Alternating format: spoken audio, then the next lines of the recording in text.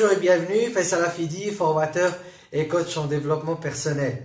Dans son livre La procrastination ou l'art de reporter au lendemain, écrit par Jean Perry, a fait un essai philosophique. C'est un philosophe américain qui a fait un essai philosophique sur les mérites de la procrastination et le fait de reporter en fait n'est pas forcément quelque chose de mauvais, mais qui fait partie de la personnalité de certaines personnes.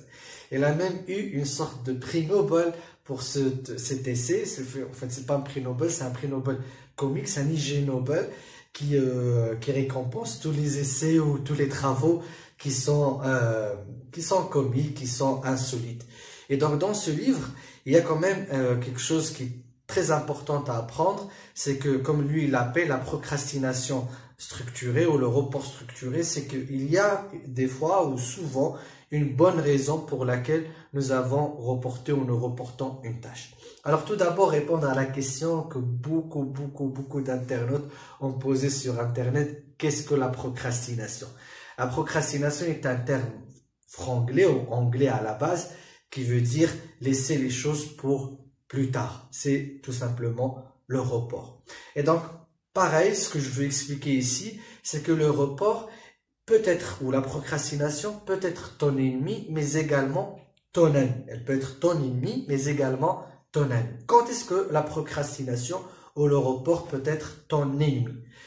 Si tu reportes quelque chose et tu la laisses pour demain et ensuite pour après, à chaque fois tu reviens, tu trouves que tu n'arrives pas à faire cette chose-là, et que suite à cela, tu as des sentiments de remords, de culpabilité, de colère contre toi-même, ça veut dire que la procrastination est en train de devenir ton ennemi. Avec le temps, peut-être tu feras la tâche ou pas, mais tu auras toujours eu cette culpabilité, ce sentiment d'échec, ce sentiment d'être quelqu'un qui est mal organisé, qui gère pas bien son temps, qui n'arrive pas à être efficace, et donc ta confiance en toi va en prendre certainement un coup. Et donc, dans ce cas-là, la procrastination ne t'a pas vraiment servi, elle t'a vraiment desservi, même à moyen, voire à long terme.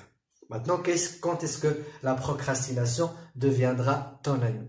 La procrastination deviendra ton ami si tu te poses et tu réfléchis et tu te poses la question, pourquoi je ne veux pas, tout simplement, je ne veux pas faire cette tâche? Pourquoi je la reporte?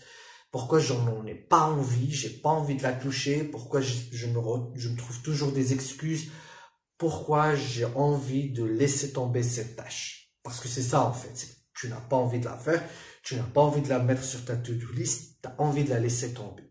Et donc, si tu te poses cette question, mis à part toute émotion, d'évaluation, de jugement ou de remise en question, mais juste essaie de comprendre pourquoi tu n'arrives pas, tu ne veux pas, surtout tu ne veux pas faire cette tâche. Bien évidemment, les raisons peuvent être multiples. 1.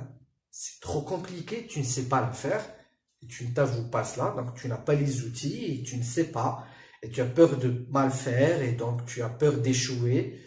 Sinon, tout simplement, c'est déplaisant, c'est une tâche que tu détestes, c'est une tâche pour toi qui est ingrate pour toi, tu veux pas mettre ta main dessus.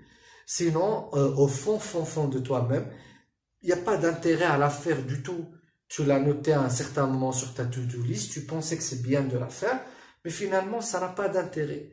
4, tu sais même pas pourquoi tu dois la faire, on te l'a juste demandé, on te l'a imposé, ou toi-même tu te l'as imposé, mais tu sais même pas pourquoi elle est là. Et donc, essaie de voir une de ces 4 raisons, laquelle est la plus proche de toi à ce moment-là vis-à-vis de cette tâche-là, et puis travaille sur cette raison. Si tu ne sais pas comment la faire, tant qu'à apprendre, essaie de passer par un autre chemin, de voir un tutoriel, de faire une petite formation, demander à quelqu'un, de t'autoriser le fait de la faire de façon médiocre au début, de passer d'une étape à une autre. On va parler de la procrastination, du perfectionnisme plus tard. Sinon, si tu n'as pas du tout envie de la faire, essaye de trouver, c'est vraiment obligatoire, essaye de trouver un moment adéquat pour la faire. Et je te conseille dans ce cas-là de la faire au moment où tu es le plus enthousiaste et énergique. Les fameux moments du matin, quand on arrive, on est très enthousiaste, on a envie de faire plein de choses. À ce moment-là, tu pourrais attaquer rapidement cette tâche qui est ingrate pour toi, donne-toi une récompense, donne-toi une bonne promesse après avoir terminé cette tâche-là. Ça peut être une récompense même physique, de vouloir sortir un peu, prendre une pause, manger un peu de chocolat. J'espère que tu n'en as pas beaucoup. Dans ce cas-là, des tâches que tu n'aimes pas.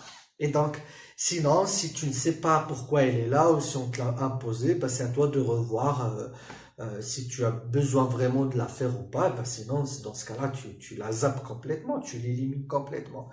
Et dans ce cas-là, donc, tu as vu que si tu arrives à agir sur la cause qui t'empêche ou que tu as au fond de toi qui fait que tu n'arrives pas à faire cette tâche, la procrastination, dans ce cas-là, c'est ton ami. Parce qu'encore une fois, sache que quand tu reportes, tu n'es pas un fou, tu n'es pas inefficace, c'est pas que tu gères pas ton temps, parce que j'imagine que tu travailles toute la journée, tu fais pas mal de choses, eh bien, il y a des choses que tu ne fais pas. Il y a certainement une raison logique et valable. Elle est juste dans ton inconscient, elle est cachée dans ton cerveau. Tu dois la faire ressortir ou cachée dans tes sentiments. Tu dois la faire ressortir, la travailler pour passer à l'étape suivante et sois prêt et courageux à prendre les décisions nécessaires vis-à-vis de cette tâche. Bien évidemment, il y a un autre ennemi et ami qui peut nous empêcher d'avancer ou nous aider de progresser. Ça s'appelle le perfectionnisme. C'est ce que nous allons découvrir lors de la vidéo prochaine.